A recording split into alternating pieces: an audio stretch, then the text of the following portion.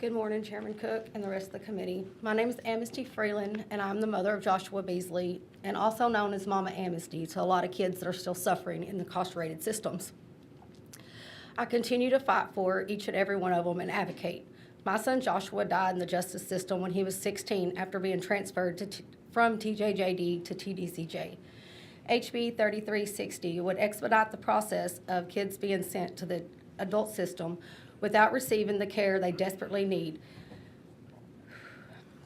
or being offered a true chance to heal and be rehabilitated.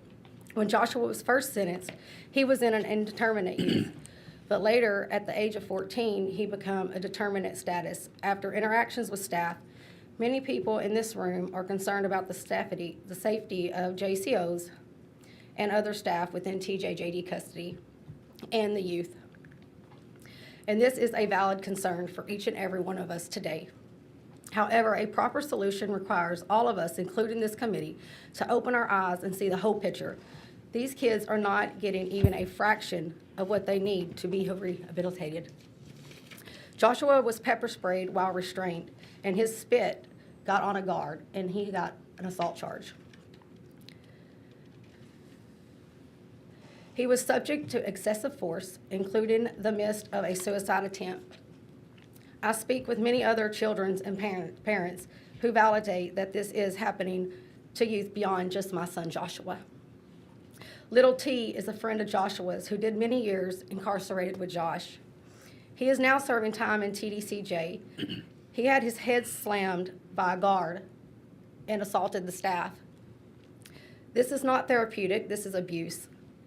And there has to become accountability, not just for our youth. That is meant to heal these kids before we enact legislation that will solidify the pipeline to the adult system. Before closing, I would like to give you a few examples. Joshua was pepper sprayed for self-harming. He had a ligature around his neck, and their redirection was negative. They pepper sprayed him. He's spitting out the foul substance out of his mouth, and it hits the guard. He gets an assault charge. Not all of these assaults are just violent offenders beating up guards. Some of them, these kids are suffering with mental health disabilities that clearly cannot control what's going on in the midst of these negative reinforcements. I hope these examples can be the interactives and child scapegoating that is so ingrained in the system that I felt crazy. I thought I was losing my mind at times. How could this be happening to my son and many other children? It's not an option to send these kids at 15 years old to a system, TDCJ, that is not designed and equipped to take care of these kids. Joshua got sent to TDCJ a month after he turned 16. TDC staff was not aware of his mental health needs and what he needed to properly be rehabilitated. These kids aren't ready for a system that's failing. They're in one failing system. To send them to another failing system is just absurd. That's all I have today. Thank you, Ms. Freeland. Any questions from members? Yeah, Mr. Wood? I'm not going to ask you a question. I'm just going to say this, not belabor the point. But I think, like we've been sitting in this committee talking, and in past committees talking about like all the failures in TJD, and we have talked about repeatedly how, like, again and again, that educational services that kids needed to do better were not provided, that psychological mental health services that kids needed and to do better were not provided. And one of the questions I really want to ask, and for everybody who's talking, like we have assault and stuff, is like, how many of those assaults happen dealing with kids with mental health issues, with severe mental health issues? And I bet you there's a really strong correlation between kids with mental health issues and these assaults as well. And like and we keep going back to this point of, and like Chair, you keep saying it as well, is that we need to keep doing everything.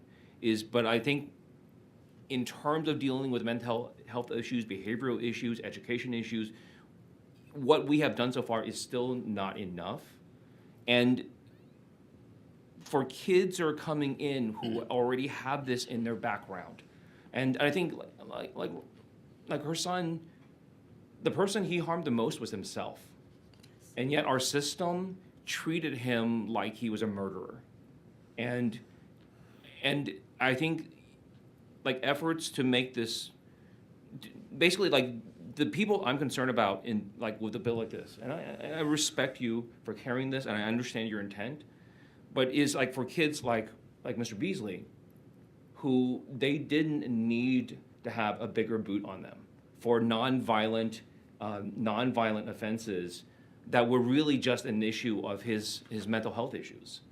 And we're gonna take these kids who are already pretty broken and just not give them any leeway and just break them further. And I'll remind this.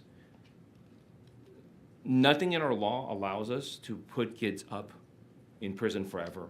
All of these kids will come back home one day.